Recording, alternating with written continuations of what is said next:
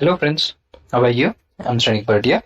I'm back with another new video on Basel guideline. In this video, we will look at CRM approaches provided by Basel committee. So there are two approaches. First, simple approach and second, comprehensive approach.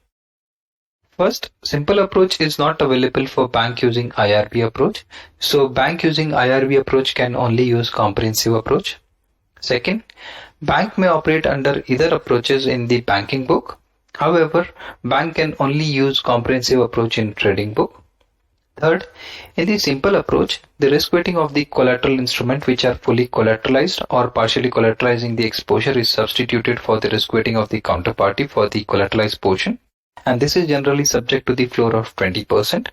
And for the comprehensive approach, which allows a more precise offset of collateral against exposure by effectively reducing the exposure amount by the value of collateral. And under both the approaches, partial collateralization is recognized. In the comprehensive approach, when taking collateral, banks needs to calculate their adjusted exposure to the counterparty for capital adequacy purpose in order to take account of the effect of collateral. Using haircuts, banks are required to adjust both amount of exposure to the counterparty and value of any collateral received in support of any possible future fluctuation of the exposure. And this will provide volatility adjusted amount for both exposure and collateral. Mismatch in maturity of the underlying exposure and collateral will only be allowed under the comprehensive approach, and under simple approach, risk weight is substituted by the collateral counterparty, whereas under comprehensive approach, we use this formula. And now we will look at minimum condition under simple approach. For collateral to be recognized in simple approach, the collateral must be pledged for at least life of the exposure, and it must be marked to market and revalued with minimum frequency of 6 months.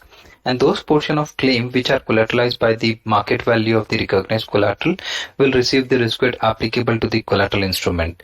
And the risk weight on the collateralized portion will be subject to the floor of 20%, except under few conditions which we will discuss in our next slide.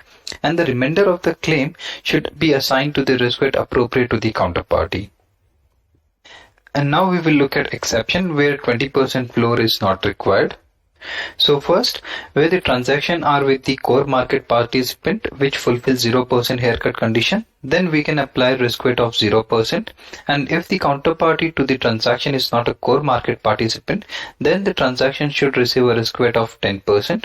Second, 20% of the risk weight on collateralized portion will not be applied, and 0% risk weight can be applied where the exposure and collateral are denominated in the same currency, and either the collateral is cash on deposit or the collateral is in the form of sovereign or PSE security eligible for 0% risk weight, and the market value has been discounted by 20%. In those cases, we will not apply 20% risk weight, rather we will use 0% risk weight. And now here we have come to the end of our video, and I hope this has helped you to understand CRM approaches provided by Basel guideline. And if you think this can help others, then please share it with your friends and colleagues, and please subscribe to this channel for more update on Basel guideline and provide your feedback in the comment section below, which will help us to improve.